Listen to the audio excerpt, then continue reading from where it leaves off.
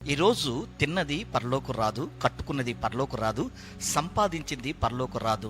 కార్చిన కన్నీళ్లు, చేసిన సేవ మాత్రమే మనకి పరలోకంలో మనవిగా ఎదురొచ్చేవి, మిగిలేవి అని ప్రభునందు నేను జ్ఞాపకం చేస్తున్నాను. అందంగా ఉంటే ఈ లోకానికి ఘనత, ఆత్మీయంగా ఉంటే పరలోకానికి ఘనత. ఆస్తులు సంపాదిస్తే ఈ లోకానికి ఘనత, ఆత్మలు సంపాదిస్తే పరలోకానికి ఘనత. దేవుడు వాడుకోవాలి అంటే ఒక అర్హత కావాలి. యోగ్యమైన వ్యక్తిని, నమ్మకమైన వ్యక్తిని, పరిశుద్ధమైన వ్యక్తిని దేవుడు వాడుకోవాలి.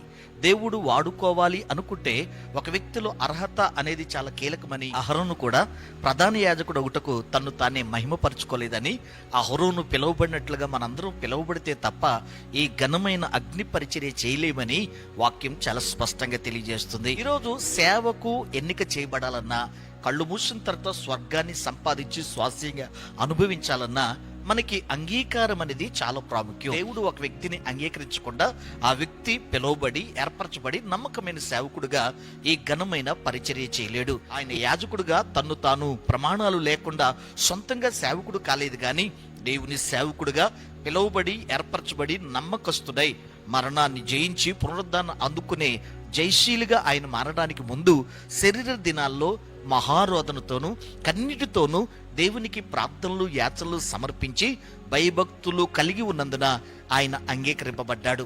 ఒక వ్యక్తి జీవితంలో తీవ్రమైన ప్రార్థన లేకుండా, దేవునితో సహవాసం లేకుండా ఆ వ్యక్తి అంగీకరింపబడ్డానికి అవకాశం లేదు. కాబట్టి ప్రియులారా, ఈరోజు దేవుని సేవ, మహిమ కలిగిన ఈ పరిచర్య, అగ్ని పరిచర్య చేయాలి అంటే తప్పనిసరిగా దేవుడు అంగీకరించాలి.